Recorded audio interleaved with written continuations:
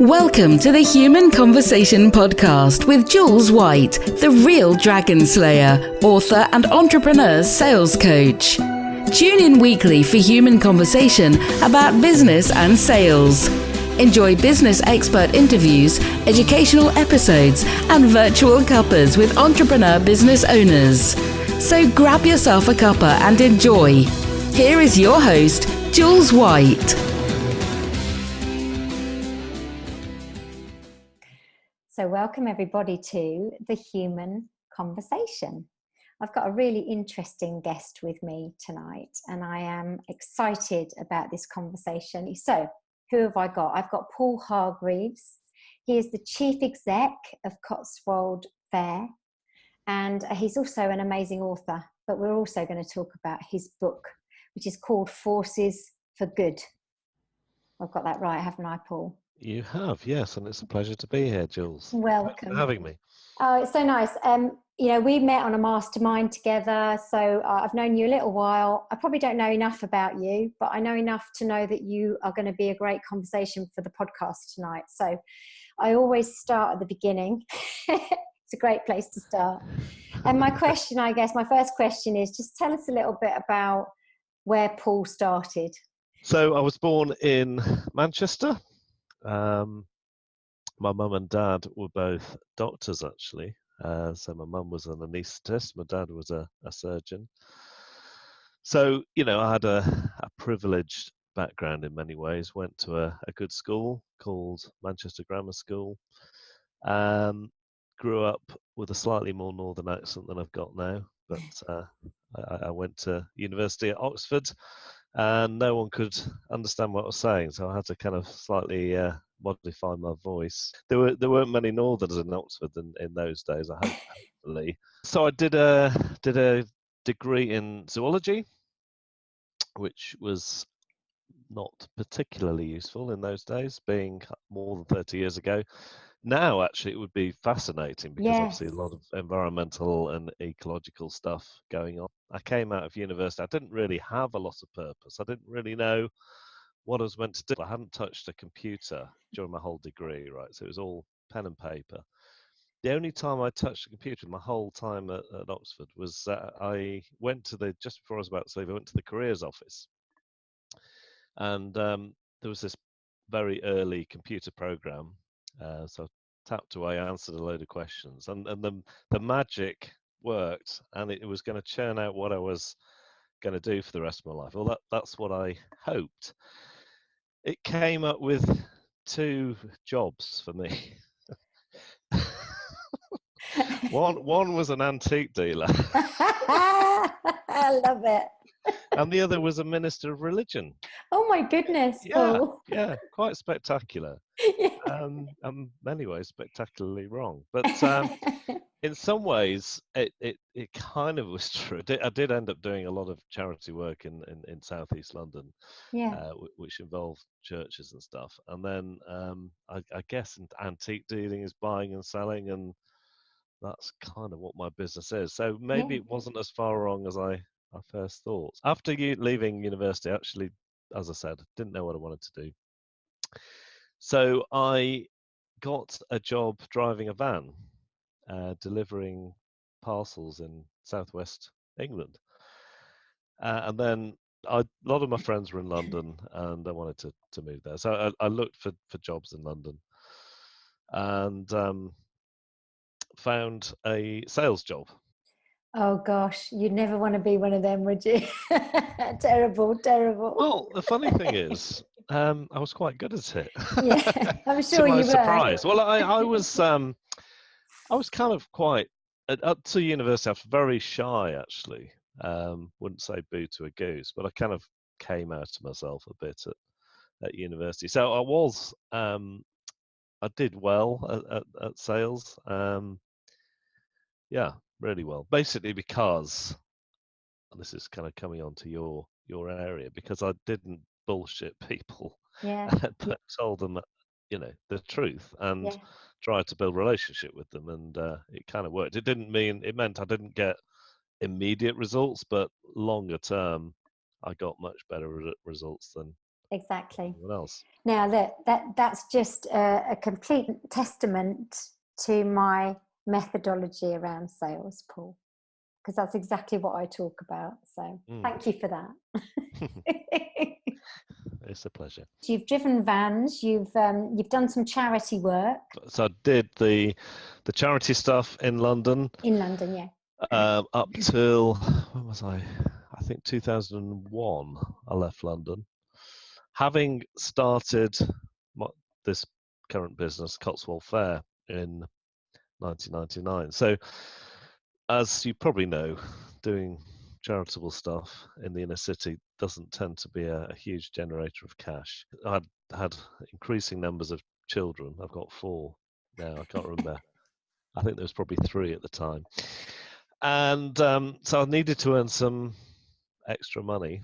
And so I actually sourced a few products from the Cotswolds, food products, and started selling them to delis and farm shops in and around London. The thinking behind it wasn't all mad, because I thought, well, if it doesn't work, at least there'll be some food here for the children to eat, you see. Yeah, love that. And some coffee for me to drink. Yeah. So yes, so that's how it started. My first warehouse was the basement of my house in London. I'd kind of doing this on a very, very part-time basis before 1999, and it got to the point where it was actually, well, it was taking over more rooms in the house actually. So the bedrooms were filling up with products, and the kind of decision point was going away on holiday, coming back. Do you remember the old tape answering machines? Yes. Remember the little tapes? Yes, I do. Yeah. People under a certain age won't know what we're talking They'll about. just think we're weird, won't they? But Yeah. it's true. Yeah. So little tape answering machine, that people recorded their message onto a little tape. So it's the same as today. It just was a physical tape. And came back from holiday, and this tape was absolutely full up. And it was people annoyed that we hadn't answered their message from 2 weeks ago. And where was their order? Well, this is the first time I knew about it. So I think the decision at that point was either it had to stop or I had to do it properly. No, it just so happened that I ran across a guy through a friend of a friend who had just come back from Africa, looking to do something, didn't know what he wanted to do, and he put us in touch, had a coffee, had a few meetings, and he ended up joining with me. And a lot of people get asked the question, have you been successful because of being good or from being lucky, basically. This was a great stroke of luck because he was very good at everything I wasn't very good at. Oh, that's great. And I've kind of run the business along those lines ever since. Yeah. So I'm not actually very good at much. Paul, look, I've got to stop you there. I'm not, seriously. I'm not.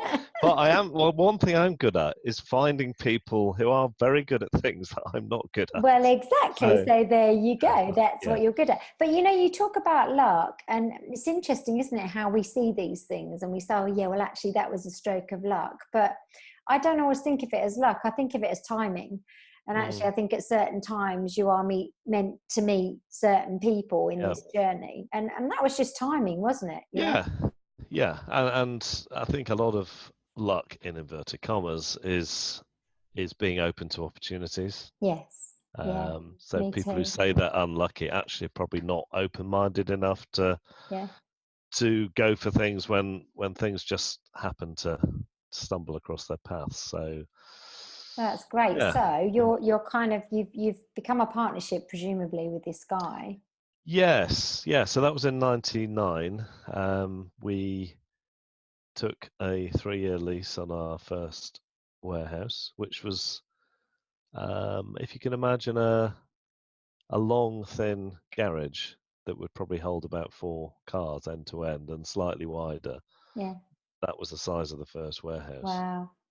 And the office at the front had 2 desks, which meant actually there wasn't room for me.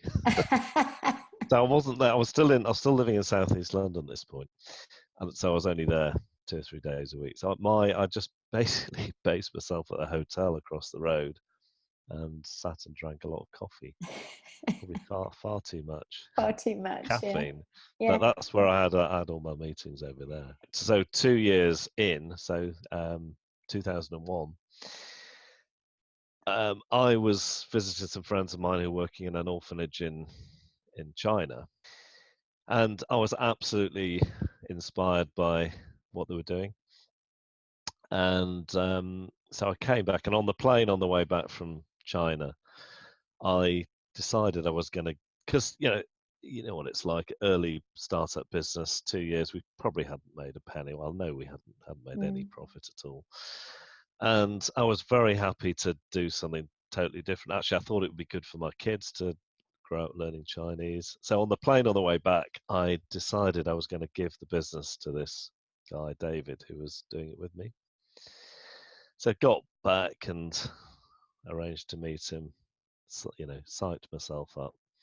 And before I could say anything, he said, "Paul, I've been thinking while you've been away, and actually, I can't do this anymore. I'm going to leave." Oh, wow. So he beat me to it. Oh, So amazing. I was left with, I don't know, we probably had 6 or 7 employees at that point in Reading. I was in Southeast London, which was a bit of a nightmare because it was 2.5 hours at least to get there. Yeah. So that's in effect, that was what forced me to move out of London after. Yeah. And continue with this Cotswold Fayre. Yes. So it's obviously it's ended up being what I should be doing. I wasn't sure about it at the time, but it was, and it was a growing realization, I think, that I've always been as you can tell from the background, I've always been the kind of person that wants to make the world better for people generally. And so I'd done that for 14 years in Southeast London. Now, I thought I was going to be doing that in China, but obviously that got blocked. And I think it was a growing realization that actually business can be used in a way to make life better for people. Absolutely. Absolutely. Which took me, I was very, very slow because I should have probably twigged a bit earlier. But well, maybe you weren't meant to twig earlier, Paul. Maybe it just wouldn't have been at the right time back then. Well, we kind of had, because the first 3 employees, after I joined forces with David, one was a ex-drug addict, one was an ex-alcoholic, and one was a guy just out of prison, actually. So out of our first 5 employees, 3 of them were coming from an interesting background, which was too much, to be honest. 60% of your workforce, no. I think 10 to 15% you can probably manage, but that was too much. Having said that, the ex-drug addict was with us for years, and he totally turned his life around. And that's amazing. That's to take some credit for that. No, definitely. That's a good news story, isn't it? So I want to ask about Cotswold Fayre, as I understand it, is all about artisan type of products to market. Yeah, so we buy from artisan food producers, and obviously we started with a few of those. That's grown to about 350 suppliers now, and we sell to generally independent retailers at the premium end of the market. So it's farm shops, delis, garden centres, food halls. More and more in premium convenience stores. And we've got about 1,500 customers across the UK. That's wonderful. I want to ask you about retail, because I think it's quite an interesting subject at the moment. You know, the layperson is seeing retail on the news in a really negative vision of the big names closing, the high streets dying. But you're seeing retail from, I think, perhaps a different place. What's happening there, Paul? Yeah, so I think the high street, sadly, is dying in many places, but it's because, particularly, well, let's think about department stores, in fact, I just heard one of our customers is Beals. Oh, Bills, They yeah, went out of business last week. yeah, so sad. Yeah, Bournemouth, down yeah, in Bournemouth, I yeah. believe. Or they have shops all Yeah, over the country yeah, actually. But it's a lot of food is obviously a very subjective thing. So that's really obviously the area I know about. But a lot of generally in retail, they haven't realised that what retail is about these days is experience, absolutely, yeah, and they've missed a huge trick. These old department stores that are they should have done. They should have had nail salons, hair places, nice coffee places in there. They should have done retail, but also done experience, yeah. and they would still be there. I totally agree. And I think what's interesting is my dad ran the newsagents. Now, okay, we're talking about the local precinct of shops, and the greengrocers, the butchers, the bakers. That's where we shopped when I Yeah, was a little yeah, girl. My dad ran the newsagents. But I'm telling you now, Paul, the shopping experience was there in this local precinct of shops. yeah, They knew how to serve the customers and make them feel like it was a special thing to go and shop there. yeah. And they're a vital part of the community, aren't they? Yeah, and yet So we've sort of come full circle and not realised that we still need that today. At what point did we ever not need that? yeah, we actually supply a lot of village shops Yeah, and yeah, and convenience stores. So they are a vital part of the community. yeah, Older people in a village, some of them don't drive. That if you cut that shop out, it's an absolute nightmare for yeah, them. So yeah. And their social life uh, as well, Paul. The social yeah, side of it, yeah, so and it's important, isn't it's it? quite sad that all the shops you were talking about a lot of them have died over the Yeah, years, and yeah, that had a start. Well, that's just back in 20 years ago when we started, because that was at the point when the supermarkets were building out of town superstores. They've yeah, stopped doing that now. They've gone back to the high street actually with their smaller format. But they made great play of all these jobs they were creating. Well, the facts of the matter is, for every out of town Tesco's that was built, net loss 280 jobs, that's incredible, and isn't that's it? all the smaller shops that they were basically going to Yeah, knock out of business. yeah, So yeah. that's the So, reality. I mean, what's your feeling about the future of retail? What do you kind of predict, Paul?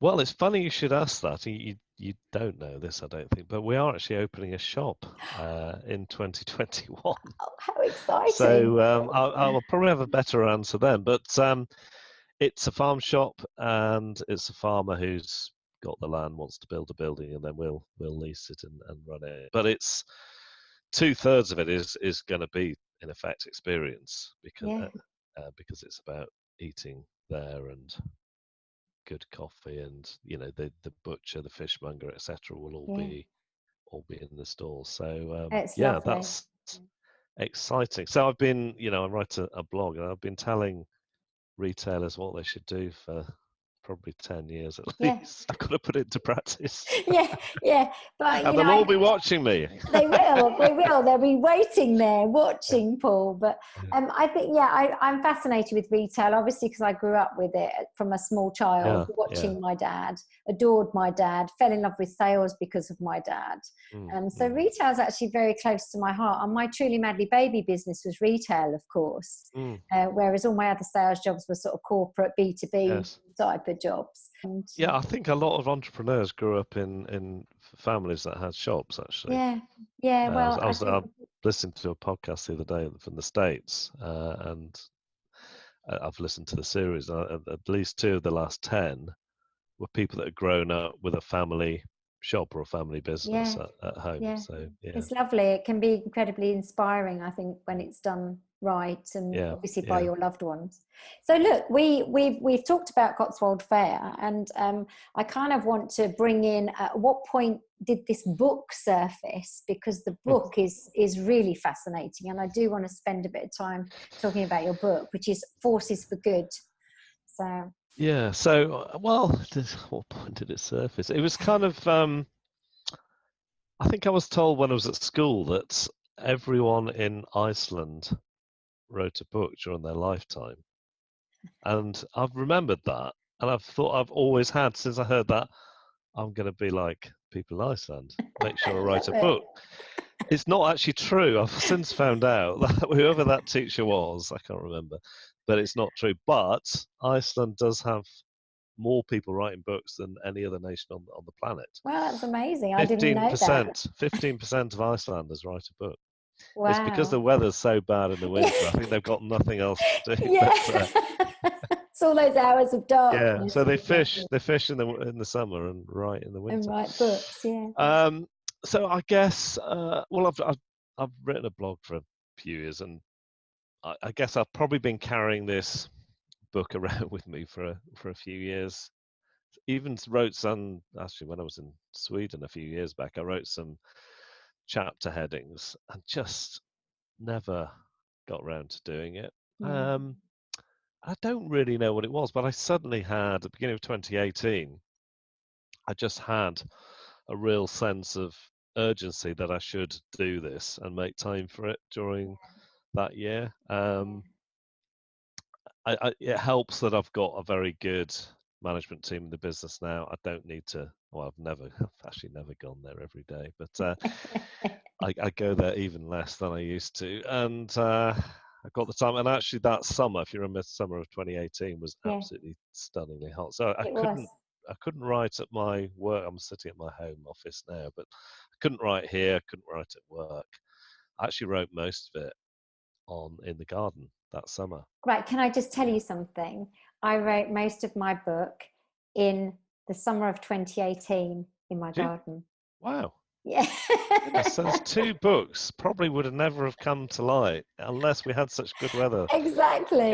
Yeah, exactly that. It's interesting, isn't it? And I took a year to write it, Paul, and I started it before that. But I think the real focused writing of that book and the finishing of it was in the garden in that summer. It was fabulous. It was lovely. And the other thing is, I'll be completely candid here. I had a bit of a health scare that year in about May time. And no, look, I'm fine. Don't worry. Good. But, I was just going to ask you. It wasn't great at the time. And it did, and I was never going to die or anything. But I think it was a brush with mortality, if you like. And so I almost had an increased desire to get the thing done. So my kids would have something to read if I did pop my clothes at some point. It's a really fabulous book. I'm going to read it again because it's one of those books, I think you read it and then you always think, I must go back and read that again because it's got such a lot of richness in it for me. But that's because I think it follows a lot of the principles and values that I have. But I mean, there's 3 words really that I took from it, which is kind of how you wrote it. And that is people, planet, profit. They're the kind of 3 really key words, which I think are so important to this framework of what you've written. Do you want to just tell us about that? Because you're obviously the author and I've only read the book. So, what's your thoughts? Well, yeah, I mean, it's when you, and actually the big thing that's happened since I published the book is what I'm saying now is generally accepted by a lot of people. They know they can't have a business that's just based on making profit. It's become more and more obvious, particularly in the last 6 months, particularly with all the climate emergency stuff. I think this is probably why I had such a sense of urgency to get the book out, actually, because it's coincided with probably one of the biggest shifts in business in living memory. So most people now, even if they're not doing something about it, most aren't yet, hopefully I can help, but most people in business know business isn't just about money. I mean, they probably did anyway in their heart of hearts, because the extreme capitalism that we've experienced, particularly since the 70s, I think, in this country, is it's very, very obvious now that ain't working. The last 2 economic growth periods in this country, by the way, the top 10% got wealthier and the bottom 90% got poorer. How can that be right? Economic growth should benefit everyone. Sure. And obviously the climate emergency has brought all this stuff to the fore. So Cotswold Fayre is a B Corp, which are companies that have changed their articles of association to not just be about making money for the shareholders, but about benefiting all stakeholders. So that's people that work for you, people in the local community, people of the world, and the planet itself. So that's kind of ingrained in our DNA, if you like. And that's what the book's about. It's about, if you focus on being good for people, well, let's think about the ones that work for you. If you try and be a really, really good employer, guess what? There's more loyalty, more productivity, more fun at work, and you end up having a better business. And it's the same with the planet. If you are being careful about the planet in terms of how you run your business, people respect that and they will buy things from you. And particularly, increasingly, particularly the younger half of society will choose where they buy products based on how good the companies they're buying from are for the planet in particular. Yeah. So not only is our beacons good for the planet, good for people, but because they're doing the right thing, they actually often end up making more profit as well. Exactly. So when you haven't got your focus purely on making money and you're focusing on other things, guess what? The profit comes. Yeah, and that's what I loved about it, because it's almost the same as my sales methodology, in that, you know, it's about the customer, it's about the people, and it's about their relationships and understanding their world. Maybe I don't do enough about the planet stuff in my methodology, but then I'm not selling a physical product as much as I'm selling my service. But it's ultimately the same journey, really, in that, you know, actually the profit comes and even more, because you've not just been focusing on profit alone. Yeah, well, that was all the book was going to be, actually, those 3 sections. But as I was writing it, I guess I kind of knew this anyway, but I could not finish there. I had to add a 4th section in about, actually, if you're going to do all this, then it involves you changing as a person as well. So the last part is actually about personal change, which is kind of different to the rest of the book, but that's become more and more real to me. I mean, I'll just tell you a quick story, and you know, we've always been quite good on the people side, and maybe not so good on the planet. And maybe 3 years ago, I was talking to a Chamber of Commerce in Herefordshire, I think, and I was testing some of the things out for the book as it happens. So the people, planet, profit. And I put a picture on the screen of some poor people in Bangladesh who'd been forced out of their homes, were wading through water due to flooding, which is obviously due to climate change. And put this picture up on the screen, and I started crying in front of a room of 200 people. And it was totally uncontrollable, actually. A bit embarrassing, but yeah, I mean, that was a big turning point for me. And I've actually used that slide again, and it happens every time. So, but that's good, because that, you know, again, it's showing vulnerability, it's showing authenticity. Yes. And this is what we want now. We don't want any of that rubbish and stiff upper lip anymore, you know? So actually, it's a good thing, I think. Yeah. Well, I do think that as well, obviously. Massively. But the planet stuff is actually about people as well. That was the thing for me. Yeah. It's not just abstract. It's all stats, isn't it? You think, oh, well, 1.5 degree warmer. Okay, fine. What more?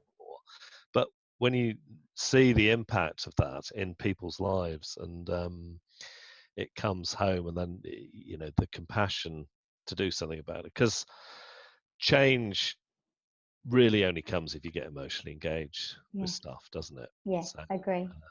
Yeah. And I think that's kind of what I do when I talk, because quite often I end up crying and the audience ends up crying. And hopefully go away and the world gets a little bit more changed. Gets better. And of course, the connection with that audience will be huge, Paul. You know, they will remember you, and they will have connected with you. So that's brilliant. So obviously you're doing speaking. I'm doing a bit, yes. Is this part of the journey that you want to do more speaking? Yeah. So as I said, I'm probably at the moment I'm the CEO of the business. Great management team, brilliant. So they basically do a lot of the running of the business. So I'm probably on it about 3.5 days a week, and the other time is to speak and get my creative juices flowing a bit more. Yeah. And is there a connection still to charity here? Because I know you've talked about charity in the earlier days, but Yeah. I So think there's also some stuff, isn't there, that you're yeah. still So the doing? kind of story of Cotswold Fayre is we were pretty engaged in terms of trying to make the world a better place in the beginning. I've told you about those people we employed. And the challenge of a rapidly growing and did become profitable business, probably years 3 to 10, we grew massively fast, probably an average of 25-30% a year. Wow. And it's difficult to keep up with that sometimes. I wanted to bring us back to more of that purpose. So about 10 years ago, I looked for a project to engage with. And it happened to be this orphanage in Kenya, which we've done lots of events. I take teams of people out there. Various people who work for me have been there. Actually, suppliers have been there. A few suppliers have been there. I don't think any customers have been. But I mean, yes, it's a very, very poor part of the world. We've started a farm there and various other projects. It's 3 steps forward, 2 back, intensely challenging. Mm. One of the best things, though, is seeing people change who I take there. Yeah. And there was a lovely story. Actually, I took a supplier who was a dairy farmer in Wales. He's 70 now. He's probably mid to late 60s at the time. And at the time that we've paid for electricity for the village now, actually, but at the time there was no electricity. So you're sitting there in the evening. It goes, if you've ever been to the equator, it goes pitch black, and it goes dark in about 10 minutes. And so you got a solar light or two, which might last a couple of hours or more. And then basically, what have you got to do? You can't read. It's dark, so you end up talking, which is amazing, actually. No TV, no book. So I was talking to Lawrence, and he just said in a quiet moment, he said, "Thank you for changing my life." Oh. I said, "What? I've just brought you here. We've driven across Yeah. the Kenya in a van. Um, what? I haven't changed your life?" He said, "Yeah, you have, because I never would have come somewhere like this unless I'd met you, Yeah. and I can already tell it's making a difference in my life. Oh. Just encountering that level of poverty, I guess. Most people who go end up. Well, the first time I went, actually, I couldn't talk about it for 2 weeks after I So it got back. definitely touched your life and Yeah, changed your yeah, life. but that's a common experience. Most people who come with me, they find it very difficult to talk about it until Yeah. they've got themselves together when they get home. I think Yeah. there's a massive thing for people who live just in this country, the way we live, with all the advantages that we have around Mm, us. mm. We are not really grateful for what we've No. got, we're really not. I think people who follow me know that I've got my son Sam, he's 15, and every day I try to say to him 3 things you're grateful for. Mm, It's just something we've done for years, and I'm yes. so happy I do it, because I just want him to actually realize how amazingly lucky he Yes. is. Yeah. And that is such a great discipline to do. This summer we had a major meltdown, moved warehouses, and went through hell for at least 2 months. I Honestly, I remember you telling can't me. tell you how bad it was. But at the time, I was reading a book called Thanks. But yes, he's a scientist, but he's proved that by being grateful, people get happier. Yeah, 20, massively. 25% happier if you. And Yeah. I was, despite some nights not sleeping, Mm. waking up and I forced myself to be thankful Yeah. every morning for Yeah. those few months. And Yeah. yeah, we started doing it at work actually as well. That's great. And I Um, think you probably didn't sleep actually because you care. Often these things aren't in a a massively negative way. It's more that I think you probably cared. And I had people who were working for me who also weren't sleeping, which isn't a great feeling, No, is it? To be no, honest it's with you, not. No, it's not but what I signed up for. But no, exactly. yeah. But if anybody does read your book, Paul, you know, any of the listeners decide to read your book, and I will put the links in with the podcast so they know exactly how to connect with you. I think they'll realise, just from listening to the podcast and then reading the book, I think they'll realise what you're actually all about, you know, because it's all quite clear here. You really have got a really lovely passion about life and the world and the planet and people. And that's why I connect with you, definitely. Yeah. So last question. Now, I know you've mentioned the shop. So you can talk about that being the next big thing, but is there anything else that's kind of exciting to tell us about in your world? I'm looking at do you know the unpackaged stuff that's appearing in shops now? So you dispense your cereal or your nuts into a container either you brought yourself or a bag. So we're looking at that, which obviously is important for us because we sell a lot of packaged stuff, and we're part of the problem actually in that respect. So we need to move with the times. So that's I think I'm hopeful that's going to come off quite soon. And the retail business. So I'm really looking forward to starting again from nothing.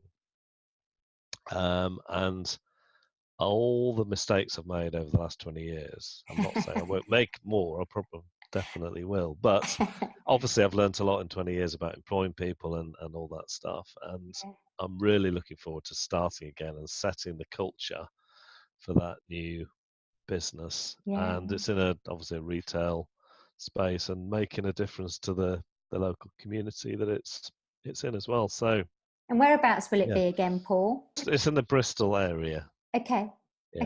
And so, you know, you talk about like, I only really work in the business a few days a week because I've got an amazing management team. With the shop coming, does that mean you're going to be doing more because you'll be getting involved in that project? Well, I've got the person that will manage the shop is already lined up, ready. And yes, we'll have to form another management team. And is there a second book? There will be, shall we say. So, as I said, the personal change stuff at the end of the last book is really what I've been asked to talk about, probably more than anything else. And partly impacted by my own journey in the last year. I'm going to write a book on the characteristics of leaders. Nice. So I think it's going to be a kind of meditative type book and a short, I think I've got enough for about 40 chapters, but it may reduce down to 31, say one for each day of the month, on the different characteristics of what is a good leader. This is to end on a philosophical note. Most leadership, even women in leadership, have had this ridiculously masculine way of leading, and the women are not blaming them. They've had to fit into that culture.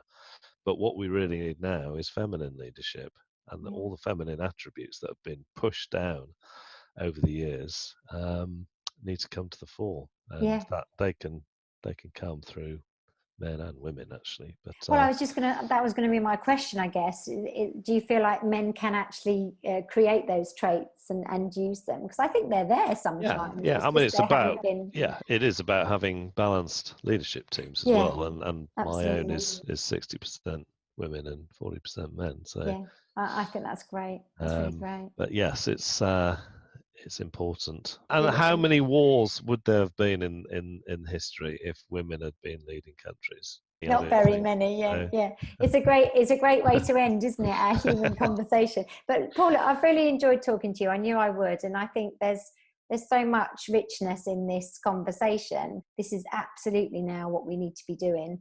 We need to be thinking about it being people first, planet most definitely. We all know that, and then the profit just does come. You know, we've got to get a grip with this and take the risk, because it definitely works. So thank you for your input and your fabulous conversation. Thank you for having me. That's a pleasure, and I wish you loads of luck with the shop. I shall be watching and waiting to hear all the news around that. I'll invite you to the opening. Oh, please do. Yeah, that would be amazing. I really mean it would be wonderful. And then we'll be waiting for the second book, and I'll make sure that everybody's got the links in their podcast so that they can connect with you. And I hope, listeners, that you've enjoyed our conversation. It's always wonderful that every single guest I have is very different and is very unique, which is what I talk about, the unique human proposition. And Paul's definitely brought some food for thought for us. Did you see what I did there, Paul? Yes, I did. Yeah. Just rolls off the tongue. She's only here for one night, folks. Thank you so much for your time. And listeners, please follow us. We are on Apple Podcasts. We are on Spotify, we're on Stitcher, and we're on SoundCloud. And we also publish this on YouTube. We want lots of likes, comments, we will definitely answer. And tune in next time to The Human Conversation, where I'll be speaking to another amazing guest. So, ta-da for now. You've just been listening to the Human Conversation podcast with Jules White. To find out more about the other work that Jules does, please visit her website, www.liveitloveitsellit.co.uk. And if you enjoyed the podcast, then please do leave a rating and review on the platform you use to enjoy her show. Thanks for listening, and see you next time.